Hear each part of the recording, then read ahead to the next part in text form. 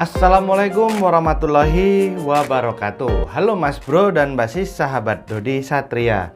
Nah, di kesempatan ini saya ingin berbagi untuk Anda, yakni cara untuk memutihkan gigi dan sekaligus menghilangkan plak karang gigi yang membandel. Nah, bagaimanakah cara membuatnya? Simak video ini hingga usai. Yang perlu kita siapkan mangkuk kecil seperti ini dan sendok kecil ya.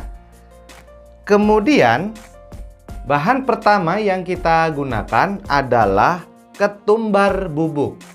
Kalau tidak ada ketumbar bubuk di rumah, Anda boleh gunakan ketumbar yang biasa namun Anda haluskan. Seperti ini. Ini kita gunakan secukupnya aja. Di sini saya gunakan kurang lebihnya sekitar 1 sendok teh.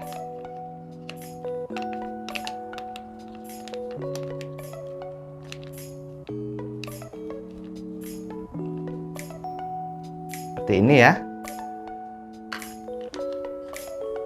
Kemudian Mas Bro dan Mbak Sis, kita gunakan odol yang hari ini biasa kita gunakan di rumah ya. Seperti ini.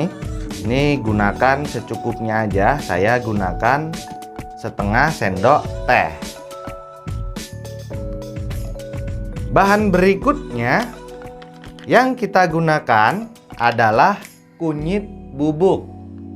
Nah, kunyit bubuknya juga yang udah dalam kemasan aja, jadi tinggal kita gunakan, nggak perlu repot-repot kita menghaluskan kembali. Ini kurang lebih sekitar setengah sendok teh. Kemudian bahan yang terakhir yang kita gunakan adalah minyak zaitun. Minyak zaitun ini tinggi sekali vitamin E, antioksidan, dan pelembab alami ya. Ini nantinya yang bagus untuk melembekkan karang gigi yang ada di gigi kita sehingga mudah rontok dengan sendirinya. Nah, minyak zaitun ini kita gunakan kurang lebihnya sekitar 1 sendok teh. Kemudian semua bahan ini kita campurkan ataupun kita mix.